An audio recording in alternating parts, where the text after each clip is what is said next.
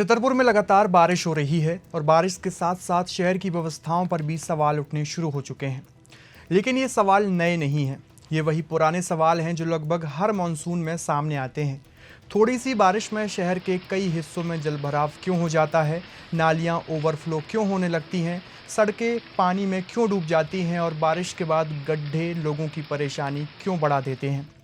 छतरपुर ज़िले के अलग अलग हिस्सों में बारिश और जलभराव की अलग अलग तस्वीरें सामने आ रही हैं, लेकिन आज हमारी पड़ताल पूरे ज़िले की नहीं बल्कि छतरपुर शहर और छतरपुर नगरपालिका की व्यवस्थाओं पर है। 564 करोड़ रुपए का बजट, 40 वार्डों के विकास के लिए 25-25 लाख रुपए देने की बात, फिर भी बारिश आते ही वही पुरानी तस्वीरें। आखिर पैसा कहाँ असर दिखा रहा है?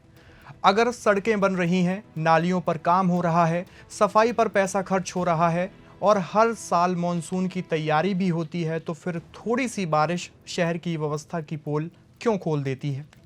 क्या समस्या का स्थायी समाधान किया जा रहा है या हर साल सिर्फ सफाई, पानी निकासी और मरम्मत करके अगले मानसून तक मामला टाल दिया जाता है? नमस्कार, आपने देखना शुरू कर दिया है पेप्रिक टाइम न्यूज़ और मैं हूं आपके साथ आयुष शुक्ला। आज की इस खबर में इन्हीं विषयों पर विस्तार से बात करेंगे। छतरपुर नगरपालिका का वित्तीय वर्ष की अगर हम बात करें तो 2026-27 का बजट करीब 564 करोड़ रुपए है।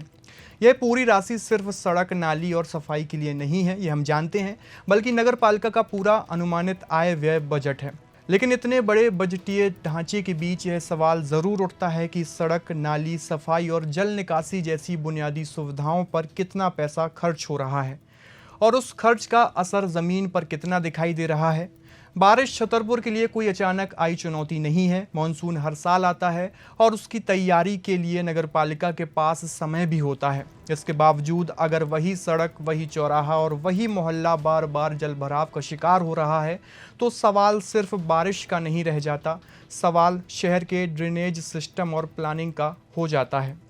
आखिर उन स्थानों की पहचान क्यों नहीं हो पा रही है जहां हर साल पानी भरता है, और अगर पहचान हो चुकी है तो वहां स्थायी समाधान अब तक क्यों नहीं हुआ? क्या नालियों की क्षमता बढ़ाई गई? क्या उनका ढलान और मुख्य नालों से कनेक्शन सही किया गया? क्या सड़कों का लेवल सुधारा गया? क्या शहर के जलभराव वाले पॉइंट्स का कोई तकनीकी सर्वे हुआ या फिर हर बारिश से पहले नाली साफ करके और बारिश के बाद पानी निकालकर जिम्मेदारी पूरी मान ली जाती है? क्योंकि एक ही समस्या हर साल लौट रही है तो यह सिर्फ रखरखाव की नहीं, स्थानीय प्लानिंग का सवाल भी है। नालियों की स्थिति भी सवालों के घेरे में है। सफाई होती है लेकिन कुछ समय बाद फिर कचरा, पॉलीथिन और गाद नज़र आने लगती है। सवाल यह है कि कचरा बार बार नालियों तक पहुंच क्यों रहा है और उसे रोकने के लिए स्थायी व्यवस्था क्या है? सिर्फ नाली साफ करना समाधान नहीं हो सकता अगर कुछ दिनों बाद वही नाली फिर जाम हो जाए। सड़कों की हालत भी जल निकासी से सीधी जुड़ी है। जहां पानी लंबे समय तक जमा रहता है वहां सड़क जल्दी खराब होती है और गड्ढे बढ़ते हैं। फिर मरम्मत होती है, पैसा खर्च होता है और अगली बारिश में भी वही समस्या लौट के फिर आती है। यानी अगर सड़क बन रही है लेकिन उसके साथ पानी निकासी की मजबूत व्यवस्था नहीं है तो पैसा लगाने के बाद भी समस्या खत्म नहीं होगी।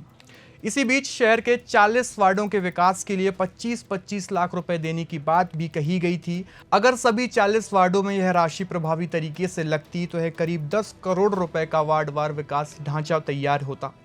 सवाल यह है कि किस वार्ड में कितनी राशि वास्तव में स्वीकृत हुई, कितनी खर्च हुई और किस काम पर लगी। अगर इतनी राशि वार्डों की सड़क, नाली और बुनियादी सुविधाओं पर प्रभावी ढंग से लगी होती तो कई वार्डों की तस्वीर आज शायद कुछ और होती। इसलिए अब सिर्फ राशि की घोषणा नहीं, उसका वार्डवार हिसाब और ज़मीन पर असर सामने आना चाहिए। सरकारी रिकॉर्ड में आरसीसी ड्रेन और सीसी रोड जैसे निर्माण कार्यों के टेंडर भी दिखाई देते हैं। इसलिए यह कहना सही नहीं होगा कि नगरपालिका कोई काम नहीं कर रही। काम हो रहे हैं और पैसा भी लगाया जा रहा है, लेकिन हमारी जांच का सवाल यही है, क्या काम होने से समस्या खत्म हुई? जिस जगह नाली बनी वहां पानी भरता है या नहीं? जिस सड़क पर पैसा लगा उसकी बारिश के बाद क्या हालात हैं? और यही विकास का असली रिपोर्ट कार्ड होना चाहिए। नगरपालिका से सवाल साफ है, 2026-27 के बजट में सड़क, नाली, सफाई और जल निकासी पर कितनी राशि खर्च की गई? 40 वार्डों को 25-25 लाख रुपए देने की बात में कितनी राशि वास्तव में जारी हुई? शहर में कितने जलभराव वाले पॉइंट चिन्हित हैं? उनमें से कितनों का स्थायी समाधान हुआ? और सबसे बड़ा सवाल, क्या छतरपुर शहर के लिए कोई समग्र स्टॉर्म वाटर ड्रेनेज प्लान तैयार है या नहीं, जिससे हर साल लौटने वाली इस समस्या को जड़ से खत्म किया जा सके। 564 करोड़ का बजट अपने आप में उपलब्धि नहीं है। उपलब्धि तब होगी जब उसका असर शहर की सड़कों, नालियों और मोहल्लों में दिखाई दे। अगर लगातार बारिश के साथ फिर वही जलभराव, वही गंदगी और वही गड्ढे सामने आ रहे हैं तो सवाल बारिश से ज़्यादा व्यवस्था पर उठेंगे। छतरपुर को हर साल पानी निकालने, नालियाँ साफ करने और गड्ढे भरने वाली व्यवस्था नहीं चाहिए। शहर को ऐसा स्थायी समाधान चाहिए जिसमें बारिश हर साल आए, लेकिन हर साल वही पुराने सवाल वापस ना आए। अब सवाल बजट कितना बड़ा है इसका नहीं, सवाल यह है कि उसका असर कितना बड़ा दिखाई देता है। आपकी इस पूरी खबर को लेकर क्या राय है, कमेंट बॉक्स में आप भी अपनी प्रतिक्रिया ज़रूर दीजिए और देखते रहिए पेप्टिक टाइम न्यूज़। शुक्रिया।